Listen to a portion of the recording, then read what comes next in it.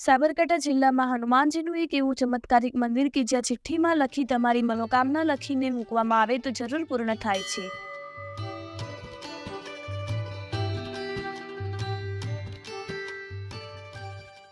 આજે આપણે એવા જ એક મંદિરની વાત કરીશું કે જે કટી હનુમાન દાદાના નામથી ઓળખાય છે, કે જે સાબરકાંઠા જિલ્લાના હિંમતનગર તાલુકાના કડોલી ગામે સાબરમતી નદી પટ ઉપર બિરાજમાન છે, જેઓના અપાર ચમત્કારો વિશે જાણીએ.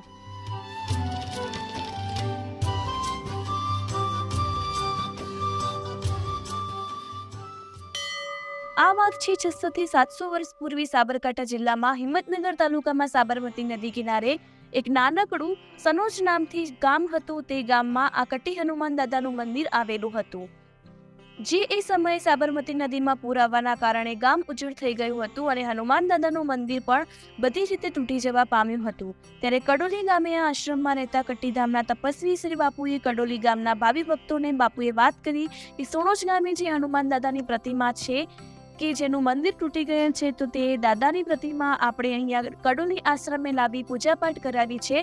તો તરત જ ગામવાસીઓ તૈયાર થઈ ગયા અને બધા ભેગા મળી ગાડું લઈને દાદાની પ્રતિમા કડોલી ખાતે આવેલા આશ્રમે લઈ ગયા. પરંતુ બીજા દિવસે સવારે દાદાની મૂર્તિ જાતે જ આપોઆપ સણોજ ગામે મૂળ સ્થાનકે પહોંચી ગઈ હતી. ત્યારે બીજા દિવસે સંત શ્રી તપસ્વી બાપુ ત્યાં ગયા અને દાદાને બે હાથ જોડી વિનંતી કરી કે દાદા, તમે અમારા આશ્રમે બિરાજમાન થાઓ, અમારે તમારી સેવા પૂજા કરવી છે. તેવી વિનંતી કરી દાદાને બીજી વાર કડોલી આશ્રમે લાવી વિધિ વિધાન સાથે પ્રતિષ્ઠા કરવામાં આવી. ત્યારબાદ હનુમાન દાદા કડોલી ગામે બિરાજમાન થયા અને એ દિવસથી કટી હનુમાન દાદા ચમત્કારિક હનુમાન દાદા તરીકે ઓળખાવા લાગ્યા. કડોલી કટ્ટીધામ મંદિરે ધુંધળીમલ નામના એક મહારાજ હતા, તેમના ઉપર પણ સાક્ષાત ભગવાનના આશીર્વાદ મળેલા છે. તેથી મંદિર પરિસરમાં એક રૂમમાં ધુંધળીમલ મહારાજનો કાલ્પનિક બનાવેલ ફોટો મૂકવામાં આવેલ છે અને ધુંધળીમલ મહારાજના નામથી અખંડ જ્યોત પણ પ્રગટાવવામાં આવી છે. જે ગમે તેવો પવન હોય, ગમે તેવા વાવાઝોડા આવે, પણ એ મહારાજની પ્રગટતી જ્યોત ક્યારેય બંધ થઈ નથી, જે એક ચમત્કારથી ઓછું નથી. મહારાજના ફોટા આગળ કાગળ અને બોલપેન મૂકવામાં આવેલ છે, જે મહારાજના આગળ બેસી મનમાં જે ઈચ્છા હોય તે કોઈ પણ ભાવિ ભક્તો પોતાની મનોકામના કાગળમાં લખી મહારાજના ફોટા આગળ મૂકી કામની પ્રાપ્તિ માટેની પ્રાર્થના કરતા હોય છે. તે તમામ ભક્તોની મનોકામના પૂર્ણ કરતા હોય છે. દર મહિને ત્યાં દાદાનું મહાહવન થતો હોય છે, ત્યારે ભક્તો દ્વારા લખેલી ચિઠ્ઠીઓ હવન આગળ મૂકવામાં આવે છે, જેથી ભક્તોની પ્રાર્થના મનોકામના જરૂરથી મહારાજ પૂર્ણ કરતા હોય છે, એવી લોકવાયકા અને ભક્તોની શ્રદ્ધા છે.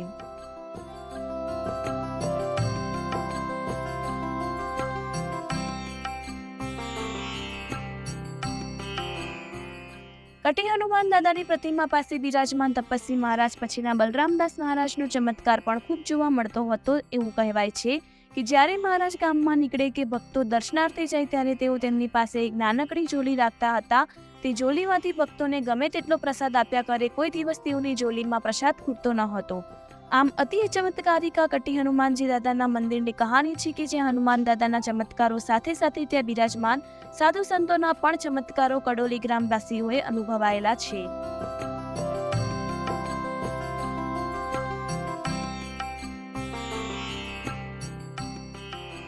કટુ હનુમાન મંદિર અતિ રમણીય અને સુંદર જગ્યાએ આવેલું છે, જ્યાં મંદિરની પાછળના ભાગે સાબરમતી નદી વહેતી હોય છે.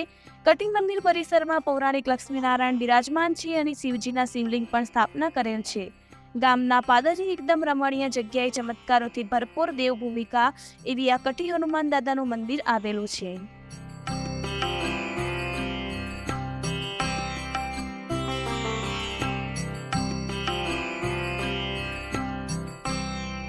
નમસ્કાર દર્શક મિત્રો, જીપી ન્યૂઝમાં આપનું હાર્દિક સ્વાગત કરું છું. હું વિશાલ પંચાલ. આજે આપણે આવ્યા છીએ કડોલી ગામે, જે સાબરકાંઠા જિલ્લાના હિંમતનગર તાલુકામાં કડોલી ગામ આવેલું છે. કડોલી ગામમાં સાબરમતી નદી પટ વિસ્તાર ઉપર કટી હનુમાન દાદાનું અતિ ચમત્કારિક મંદિર આવેલું છે.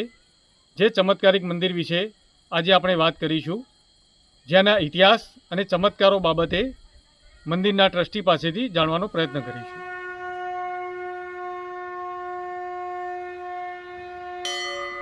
આપનું નામ શું છે? મારું નામ ઝાલા રાજેન્દ્રસિંહજી દલપતસિંહજી, ગામ કડોલી, તાલુકા હિંમતનગર, જિલ્લા સાબરકાંઠા. અને કટી હનુમાન દાદા મંદિરમાં આપનો શું હોદ્દો છે? અત્યારે હું અહીં ટ્રસ્ટી તરીકે છું અને કટી હનુમાન દાદાનો ઇતિહાસ જણાવશો. આ ગામ કડોલીમાં એટલે કડોલી તાલુકા હિંમતનગરમાં આવેલું છે. આ મંદિર પહેલાં અહીંયા આગળ તપસ્વી પહેલાં મહારાજો બધા છે એ સાધુઓ અહીં તપ કરતા હતા અને એમને અહીંયા આગળ એક ઝૂંપડી બની રહેતા હતા. એ વખત ઝૂંપડીને આપણે કુટીર કહીએ છીએ, પણ કુટીરમાંથી અત્યારે અભ્રંશ થઈને એને કટ્ટી કહેવામાં આવે છે. કટ્ટી અહીંયા આગળ જે અહીં સાધુઓ જે તપ કરતા હતા ને એ હતા, એ અહીંયા આગળ એમને લક્ષ્મીનારાયણ મંદિર પહેલું બનાવ્યું. લક્ષ્મીનારાયણ મંદિર અહીં બનાવ્યું, પણ અમારું ગામ પહેલાં સૂંજ ગામ કહેવાતું. એ પહેલાં આગળ હતું, પેલી સાઈડ હતું, પણ ત્યાં સંજોગો પરંપરાથી એ ત્યાં વાઘા પડી ગયા અને એને બીજી જગ્યાએ શિફ્ટ કરી દીધું. એટલે ત્યાં આગળ મંદિર જે રહી ગયા, એ મંદિરમાં જે મૂર્તિઓ રહી ગઈ, ત્યાં આગળ હનુમાનજીની પણ મૂર્તિ ત્યાં હતી. એ અમારા તપસ્વીજી મહારાજ ત્યાંથી એ મૂર્તિને ઊંચકીને અહીં આગળ લાવતા કટ્ટી મંદિરમાં. એ રાત્રે મૂર્તિ પાછી જતી રહેતી હતી. એવું 2 વખત કરે, 2 વખત ઊંચકીને લાવે, 2 વખત જતી રહી.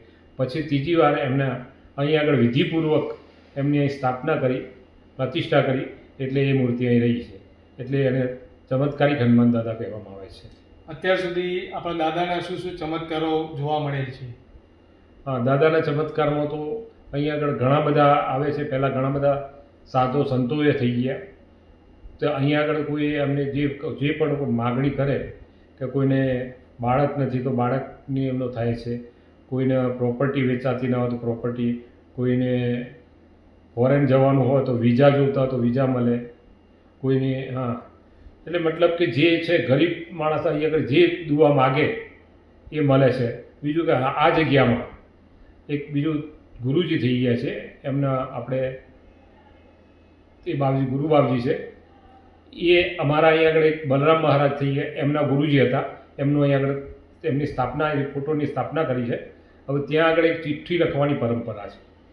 જે તે આપણા વિશ હોય, જે આપણી માગણી હોય એ એના આગળ ચિઠ્ઠીમાં લખવાનું, અને લખ્યા પછી એ ખાલી એટલું જ કહેવાનું કે હું તમારા દર્શન કરી દઈશ અને મારું આટલું કામ કરજો દાદા. એ ચિઠ્ઠીથી આધારે એમનું દરેકનું કામ, દરેક ભાવિ ભક્તોનું કામ થઈ જાય છે અહીંયા. કેટલા વર્ષથી ચિઠ્ઠી લખવાની પરંપરા ચાલુ છે અહીંયા? ચિઠ્ઠી લખવાની પરંપરા ઘણા આજથી લગભગ 20-25 વર્ષ ઉપર થઈ ગયા ચિઠ્ઠી. પણ આ મંદિર છે એ ઘણું 700 વર્ષ જૂનું પુરાણું છે. એના પહેલાં ઘણા બધા સાધુઓ અહીંયા આગળ થઈ ગયા છે.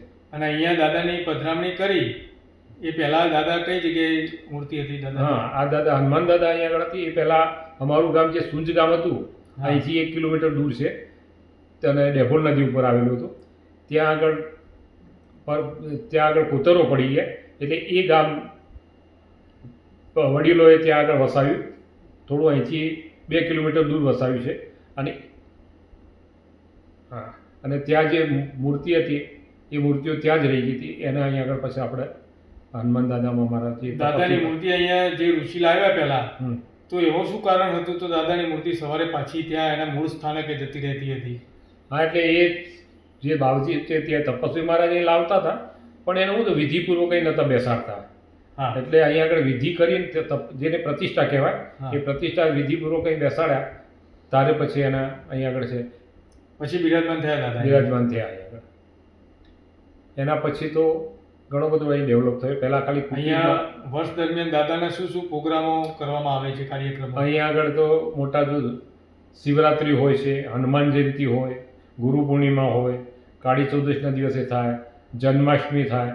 અને બીજું કે આ જગ્યામાં દર શનિવારે ભંડારો થાય છે.